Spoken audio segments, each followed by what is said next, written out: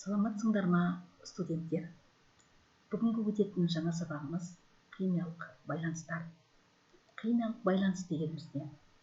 Химиялық қосылыстағы элемент атомдарының бір-біріне әсері арқылы жүзеге асатын күштердің шоғырлануы. Мінекей менің алдымда Дмитрий Иванович Менделеевтің периодтық кестесі тұр. Осы периодтық кестеде 118 элемент бар, немесе 118 атом бар деп айтамыз. Бұл химиялық элементтерді қалай жіктейміз? Енді бұл таблицаны қазір екіге бөліп алайық. Көлденеңнен сызамын. Бордың астыңғы жағы мен астақтың астыңғы жағын алып, көлденең сыздым. Осы көлденең сызықтың астыңғы жағында орналасқан элемент атомдарын металдарға жатқызамын, ал жоғарғы жағында орналасқан элемент атомдарын бейметалдарға жатқызамын. Сонда химиялық элементтерді металдар және бейметалдар деп жіктеуге болады екен. Ал екеуін біз қалай ажыратамыз? Қандай айырмашылық бар металдар мен бейметалдарда? Бұлардың күшіне қарай ажыратады екенбіз. Оларды біз электртерістілік дейміз. Электртерістілігі металдардікі 2-ден төмен болады, бейметалдардың электртерістілігі 2-ден жоғары болады. Ең жоғарғы электртерістілік көрсететін элемент атомы бейметал немесе ол фтор. Фтордың электртерістілігі 4-ке тең. Ал металдардың ішінде электртерістілігі өте төмен ол франций. Ол мына бұрышта орналасқан. Мінекей, сонда металдар мен бейметалдардың арасындағы айырмашылықтарды осылай ажыратып алуымызға болады. Міне осы таблицадағы элемент атомдары бір-бірімен қосылысып молекула түзеді. Және олардың электртерістілігін, кейбір элементтердің электртерістілігі көрсетілген таблицаны қарайық. Кейбір элементтердің электртерістілігі көрсетіліп тұр. Бұнда электртерістілігі металдарды жоғарыдан төмен қарай кемиді, ал бейметалдардың электртерістілігі төменнен жоғары қарай артады. Және де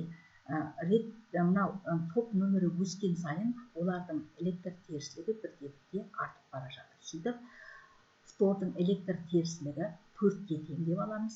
Оттектің электртерістілігі 3,4, хлордың электртерістілігі 3 деп аламыз. Сутектің электртерістілігі 2,1. Сонда бұлардың электртерістілігінің барлығы 2-ден жоғары болып тұр. Сонда бұларды біз бейметалдарға жатқызамыз. Ал литийдің электртерістілігі 1, натрийдің электртерістілігі 0,9, калийдің электртерістілігі 0,8. Сонда бұлардың электртерістілігі 2-ден төмен. Бұларды біз металдарға жатқызады екенбіз. Міне сөйтіп электртерістілік көрсетіліп тұр.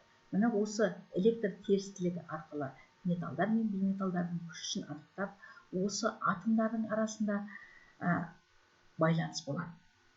Сөйтіп олар молекула түзеді. Бұлардың арасындағы байланыстарды біз қандай топтарға жіктейміз?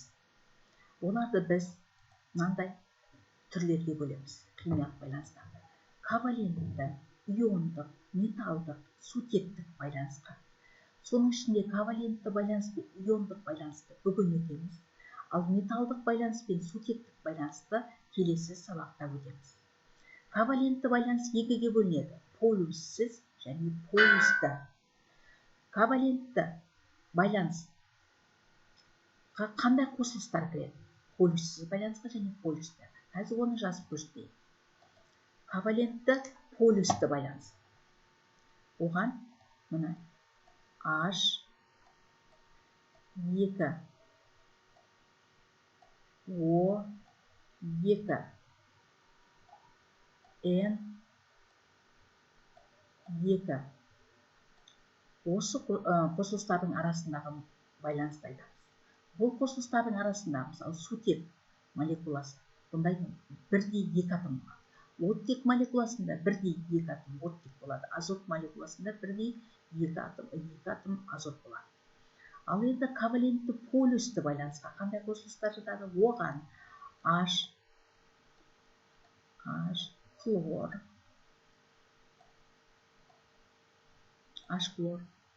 H 2 O H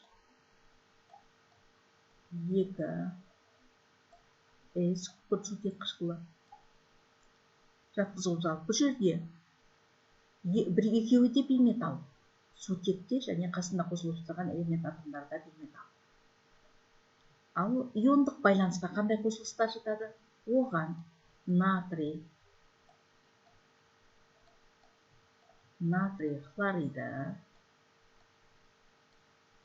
калий сульфиді, кальций оксиді жатқызылған. Бұл жерде біреуі металдар, екіншісі бейметалдар. Міне осындай қосылыстардың арасында осы байланыстар болады. Енді әрбір байланысқа тоқталып өтейік. Ковалентті полюссіз байланысты айтып өтейік. Ковалентті байланыс дегеніміз не өзі? Ковалентті байланыстың өзі не деген?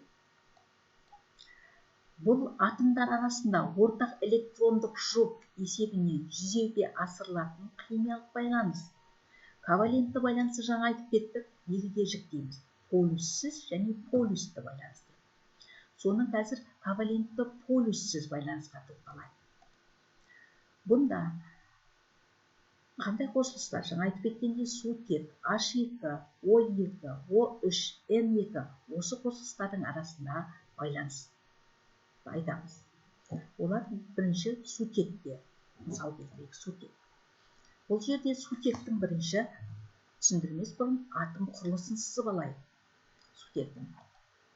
Сутектің таңбасын сызамын, H. Таңбасы H. Оның сутектің ядро заряды плюс 1-ге тең. Сутек бірінші периодта орналасқандықтан бір ғана энергетикалық деңгейі болады. Ол энергетикалық деңгейде бір электрон орналасады. Бір электрон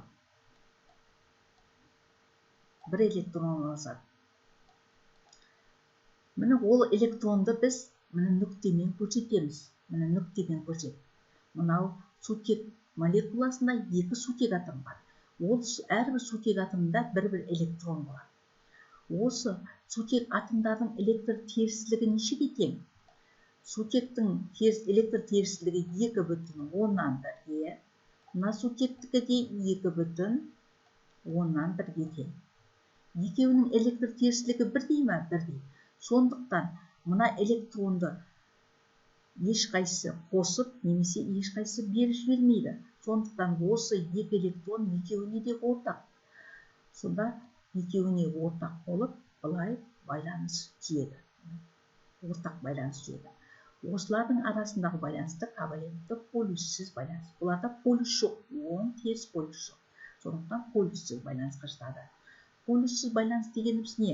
Электр терістілігі бірдей, екі атомдар арасындағы байланысты айтамыз. Ал енді ковалентті полюсті байланыс дегеніміз не?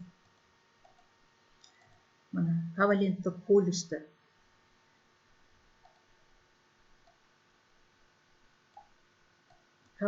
полюстіге тоқталайық. Бұл жерде мына қосылыстардың арасында жүреді H хлор, H2O, H2S, NH3 деген. Осы қосылыстардың арасында жүреді. Бірінші мысал H хлорға мысал келтірейік. Бұл жерде сутектің атом құрылысын сызып алдық. Сутекте бір ғана электрон болады, ал хлорда, мына хлордың атом құрылысын сызсақ, хлордың ядро заряды плюс 17-ге тең. Онда бірінші энергетикалық деңгейде 2 электрон, екіншісінде 8, сыртқы қабатында 7 электрон болады. Сондықтан 7 электрон бұл байланысқа қатысады. Сонда сутекте 1 электрон, ал хлорда 7 электрон. Ал енді сутектің электр терістілігін жаңа айтып кеткендей 2,1-ге тең екен, 2,1-ге тең. Ал хлордың электр терістілігі ол 3,5-ге тең. 3,5. Екеуі де бейметалл. Екеуінің де электр терістілігі 2-ден жоғары. Ал бірақ сутектің электр терістілігі төмен болып тұр. Хлордың электр терістілігіне қарағанда. Хлордың электр терістілігі жоғары болып тұр. Электр терістілігі аз элемент атомы өзінің электронын беріп жібереді. Электр терістілігі жоғары элемент атомы элемент атомның электронын өзіне не болады? Қосып алады. Электронды беріп жіберетін атомдардың заряды плюс болады. Неше электрон беріп жіберіп тұр? Бір электрон. Бір электрон бір деген санды жазсақ та жазбасақ та болады. Неше электронды қосып алып тұр? Электронды қосып алатын атомдардың заряды теріс зарядпен зарядталады да, олар неше электрон қосып алып тұр? Бір электрон. Бір деп жазамыз. Бір электрон.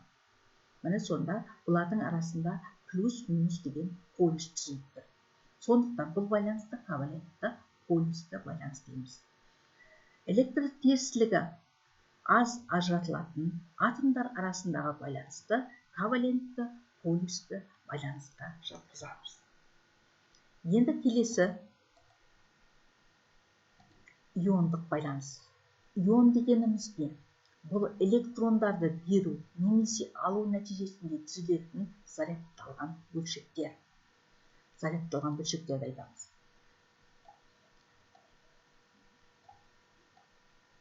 Зарядталған бөлшектерді айтамыз. Бұл жерде мысалға біз натрий хлоридін алайық. Натрий хлориді кәдімгі ас тұзы.